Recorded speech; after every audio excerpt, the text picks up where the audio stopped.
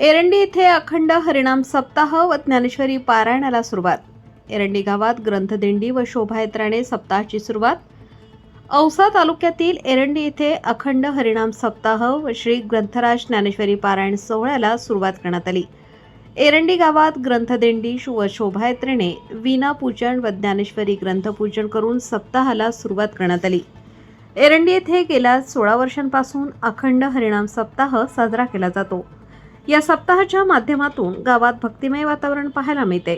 7 दिवस चालणाऱ्या सप्ताहात काकडा, हरिपाठ, हरिजागर, महिला भजनसह कीर्तन सोहळा आयोजित करण्यात आला असून एरंडी येथील सप्ताहात हरिभक्तपरायण योगीराज महाराज सारोळकर, हरिभक्तपरायण बजरंग महाराज गोपाळवाडीकर, हरिभक्तपरायण व्यंकट महाराज शेलूकर, हरिभक्तपरायण मोहन महाराज सिरसलकर, हरिभक्तपरायण विलास महाराज महापूरकर, हरिभक्तपरायण उद्धव महाराज रमजानपूरक, हरिभक्तपरायण दत्ता महाराज भटीकर यांच्यासह काल्याचे कीर्तन हरिभक्तपरायण बळवंत महाराज यांच्या सुश्राव्य वाणीतून होणार आहे।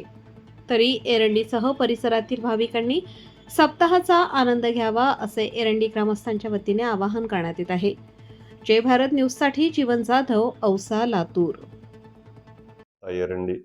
एरंडी हा छोटंसं गाव आहे। गावाची साधारणतः लोकसंख्या 1,500च्या आसपास असेल। गाव जरी छोटं असलं तरी गावातील भक्तिमय वातावरण अतिशय छान आणि सुंदर आहे आणि याच भक्तीच्या वातावरणामधून गावातील सर्व धर्मीय लोक असतील, सर्व युवक असतील, या युवकांच्या भजनी मंडळांच्या आणि गावातील सर्व लोकांच्या मदतीनं एरंडीत मागील 16 वर्षापासून अतिशय चांगल्या पद्धतीनं सप्त्याचं आयोजन करण्यात येत असतं।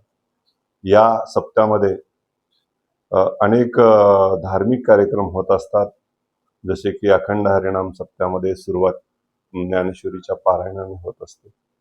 या पारायणाचा उद्देश असा आहे की माऊलींनी त्यांची जी भाषा रसाळ आणि मधुर अशा भाषेमधून जो भक्ती, ज्ञान आणि कर्म या माध्यमातून ह्या वारकरी संप्रदाय जो आहे, जो पुरोगामी वारकरी संप्रदाय आहे, जो धर्मांध शक्तींना विरोध करणारा वारकरी संप्रदाय आहे, या माध्यमातून कशा पद्धतीनं आपण पुरोगामी व्हावं हा एक संदेश माऊलींनी, तुकाराम महाराजांनी दिला आहे। तो संदेश या सामान्यापर्यंत पोहोचावा हा एकमेव उद्देश या सप्त्याचा आहे आणि या माध्यमातून ही चळवळ अखंडपणे सुरू राहणार यात किंचित ही शंका नाही आणि या माध्यमातून खऱ्या अर्थानं लोकांमध्ये भक्ती, कर्म याचा संगम व्हावा, लोकांच्या मनामध्ये एक चांगली सद्भावना रुजावी, या संकल्पाने ही सेवा अविरत सुरू आहे।